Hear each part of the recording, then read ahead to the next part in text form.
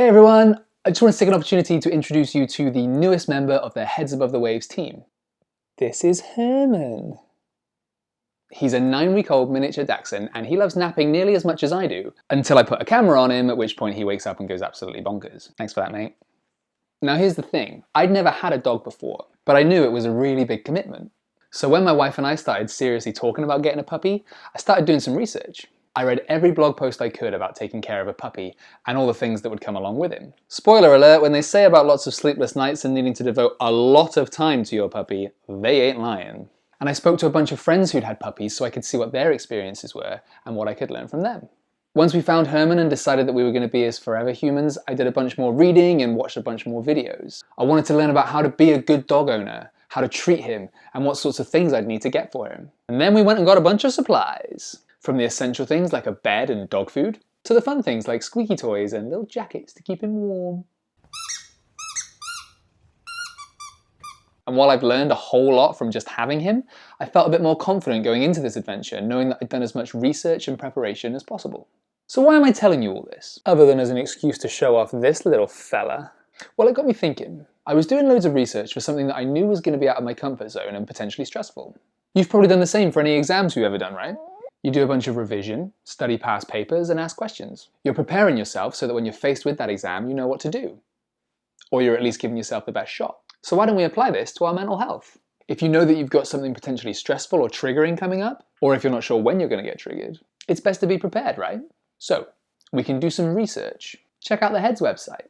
It's hatw.co.uk, if you don't know, now you know. And read a bunch of advice, suggestions of things to try, and stories from people who've been in your shoes. We also link to a bunch of other amazing organisations who have some super useful stuff out there. If you've received a diagnosis for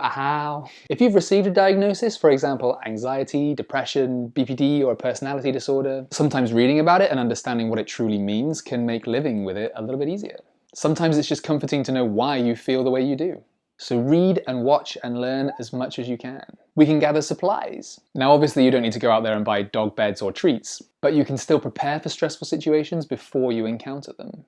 Build yourself a toolkit for coping with rubbish times. That could be something physical like having fidget toys or a notebook to hand, so you can use that as an immediate distraction if you feel triggered. Or it could be something like practicing techniques to help ground you if you feel a bit overwhelmed. We love grounding 5, 4, 3, 2, 1, which is where you pick out 5 things you can see, 4 things you can touch, 3 things you can hear, 2 things you can smell. I hope that's not you I'm smelling. And 1 thing you can taste wherever you are right now. That's one that we love, but there's a bunch more ideas of things to try on our website. Remember, that's hatw.co.uk.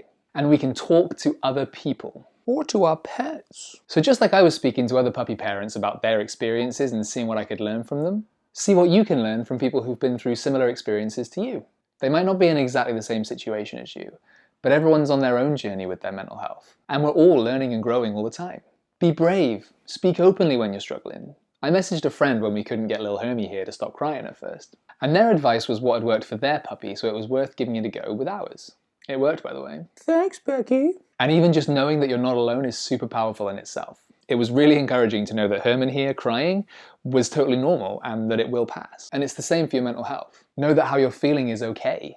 It's valid and you will get through it. So give yourself the best chance of success when it comes to dealing with stressful situations. Do some research, gather supplies, and talk to other people.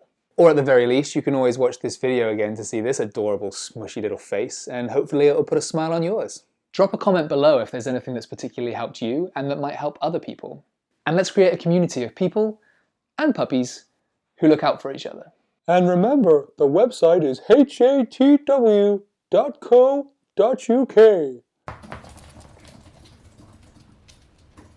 No, you meant to bring it back.